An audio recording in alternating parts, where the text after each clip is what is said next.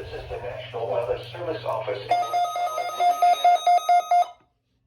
Signal was a test of the NOAA radio warning alarm system for radio stations serving southeast Texas and southwest Louisiana. During potentially dangerous weather situations across the area, the alarm tones you just heard would be activated and immediately followed by information about the impending hazard. Your reception of the alarm tones and radio broadcast may vary at times, even though you are using a quality receiver that is in good working order. This test is normally conducted each Wednesday morning around 11 a.m., but will be rescheduled for the next available fair weather day in the event of hazardous weather. This has been the National Weather Service. We now return to our regular programming.